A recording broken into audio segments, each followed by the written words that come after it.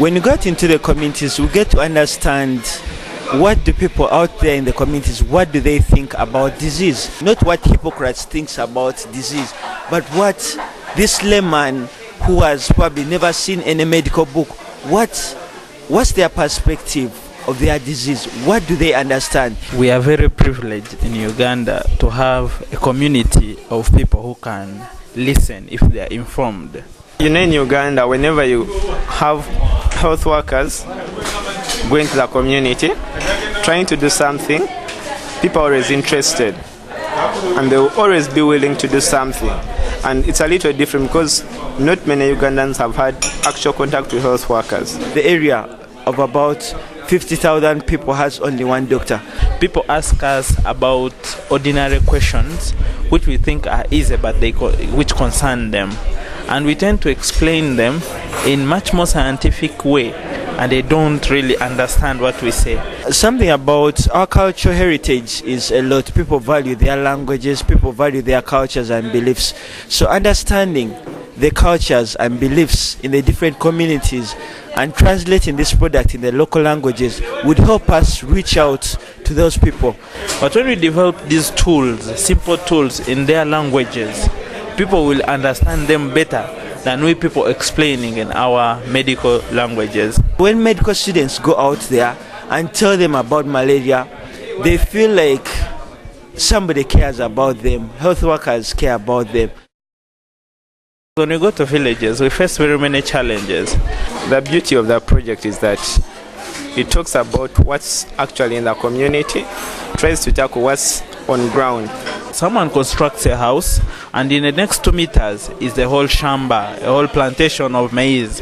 So during this season, when the maize has just grown, the mosquitoes will accumulate and they will just be flying from the plantation to the what? Through the window to the houses. So this person will think that because of the maize, that's why we are getting malaria. In medical school, they won't teach you that people think that mangoes cause malaria. They say that don't eat ripe mangoes. You can eat raw mangoes. They don't eat ripe mangoes because they cause malaria. These mangoes, when they ripe up, they drop. And when they drop, remember it's a rainy season, they rot. And when they rot, when it's raining, this rotten mango, it's a breeding area for mosquitoes. You'll just see insects flying out of the dirty, rotten mango. The biggest surprise was when I asked a lady what causes malaria, and she told me she doesn't know, but she thinks it's witchcraft. Some of the illnesses, these very severe illnesses, they are basically attributed to witchcraft. You go to the community, get their ideas, their beliefs, and it's the beliefs of the people in the community that you try to work upon. We had to interact with them to understand their perspective. Why did they think that mangoes cause malaria? Why did they think that maize cause malaria? And through this, we're also able to educate them as we are collecting information to make this particular product.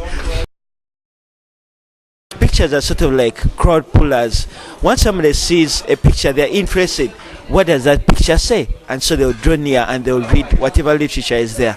Pictorial display of information in Uganda is much better than only words. In that we have people who are really too illiterate, and they could only pick a word out of seeing that a baby is holding a cup of water and is taking water. There you can explain better that taking a lot of fluids can help in case of diarrhea, than just explaining by word. When you see the pictures, they will pull much attention of these people than just, giving like a lecture. Then even if somebody doesn't know the local language, but they'll look at the picture and they'll get the message, because it has been done, the tool has been developed in Uganda, and they can identify with it. When you turn a page and you show the coffin, people get shocked a little bit. Then when you explain further, you say that this is the effect of malaria. It will ring a bell in their mind. By seeing a coffin, they will know that malaria kills. There was a picture of people gathering in a tree, under a tree, which is basically typical of our African culture. Mostly village meetings are conducted under trees, under temporary shelter. So it's something that somebody would identify with. So when somebody looks at that, they feel it's part of them. They feel like the pictures were gotten right out of their community and placed there. We meet an old lady. She was, I think, in her 60s, who we tried to explain that mosquitoes do cause malaria.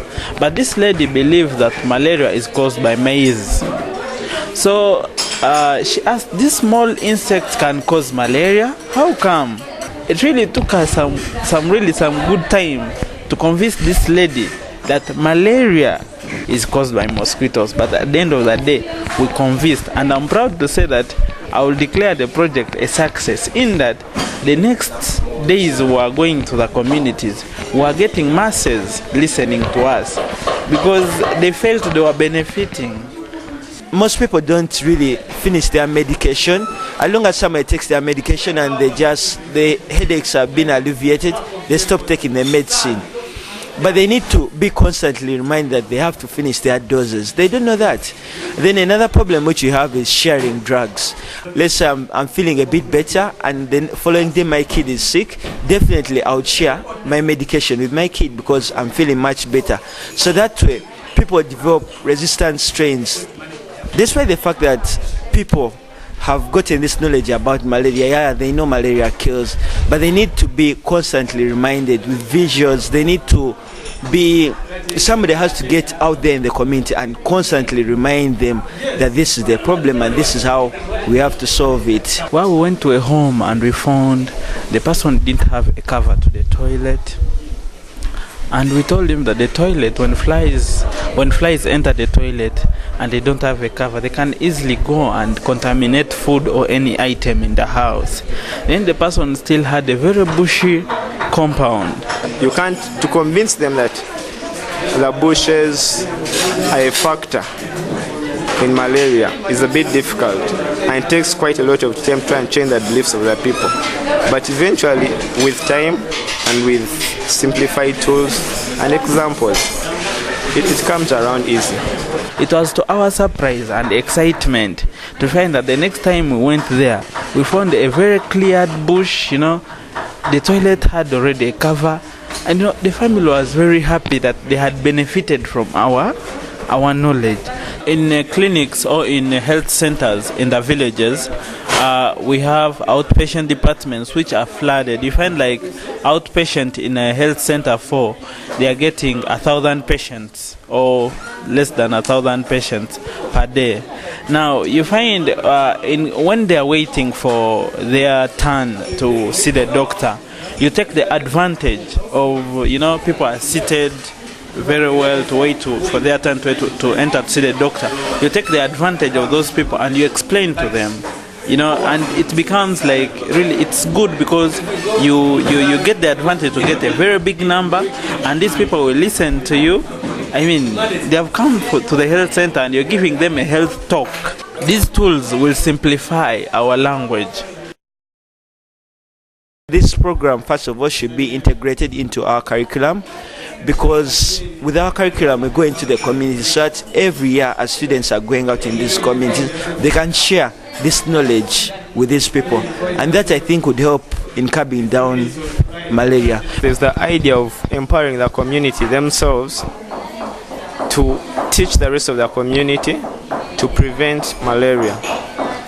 People who live in the community are better informed about how the community is, the community beliefs. What we have is only a sample of what the community believes. So if this information could be dissipated to all these communities, then the next time you go there, you'll be just implementing the ideas your friends left there. The Ministry of Health may not be necessarily able to facilitate community extension workers to go into these communities and teach the general public about malaria.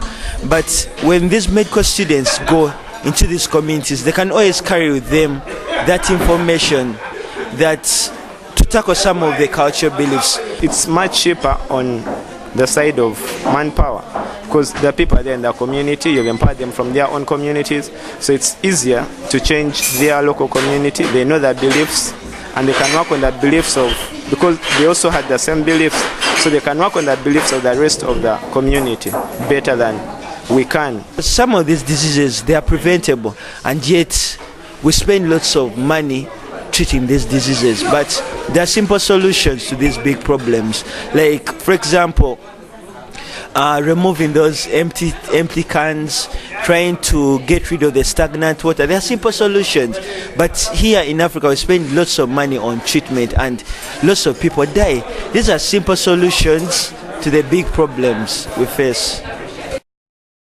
I think of this project as some tool which will change the society. This is actually one of the aims of the COBES curriculum. We want to make students who are actually agents of change on the community level. If every student who goes for COBES is empowered to do something, then I think we can make a big contribution to changing the state of malaria in Uganda.